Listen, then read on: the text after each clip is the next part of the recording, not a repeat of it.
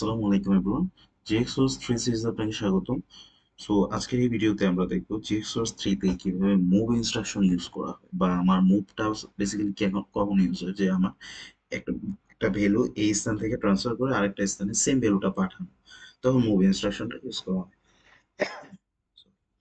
ওকে, so আমি একটা switch নিলাম, তো LD M0 LD M0 on হলে মুভ 10 D0, মানে আমার এই সুইচটা অন হইলে 10 নাম্বার মানে 10 যে ভ্যালুটা সেটা D0 তে ট্রান্সফার মানে মুভ হবে। সেখানে এখান থেকে যদি আমি অ্যানাদার একটা লাইন মেক করি, তো এখানে দিলাম move D2 and D4, sorry. ওকে, এখানে যে জিনিসটা যে আমার D2 ডাটা রেজিস্টরে যে ডাটাটা স্টোর হবে সেটা মুভ হয়ে ডাটা D4 এ চলে যাবে ডাটাটা। ইয়েস। সো এখানে বেসিক্যালি আমরা 16 বিট ইউজ করছি, 2 টু দি পাওয়ার 16, মানে আপনার 32,000 -32,748 থেকে +32,748। অ্যান্ড আমি এনাদার একটা দিলাম যে LD M1। আমরা D move double data move করব, লাইক D10 টু D12।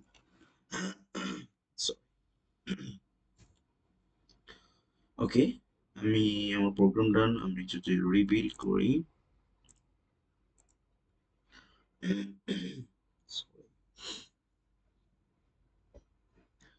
ওকে, সো রাইট ডান। ওকে, দেখেন স্যার আমার এখানে সব জিরো, রাইট? সো আমি যদি এটাকে অন করি, মডিফাই করলাম, দেন দেখেন আমার এখান থেকে 0 10 ছিল, D0 তে কিন্তু 10 চলে গেছে, রাইট? সো এখন আমি D2 এন্ড D4 এরটা দেখাচ্ছি। D2 তে 0 আছে, D4 এ 0টা আছে। সো আমি এখানে দিলাম 1000। সি, D4 এ কিন্তু 1000 চলে গেছে, রাইট? সো আমি এখানে দিলাম 1 লাখ। D4 এ কিন্তু যাচ্ছে না। সি, আমি 10,000 1 লাখ দিলাম, ভ্যালু কিন্তু যাচ্ছে না বিকজ অফ এটা আমার 16 বিটের, রাইট? আর যদি আমি এখন D10 D12 নিয়ে চিন্তা করি, ওকে, সো আমি আগে এটাকে এনেবল করলাম।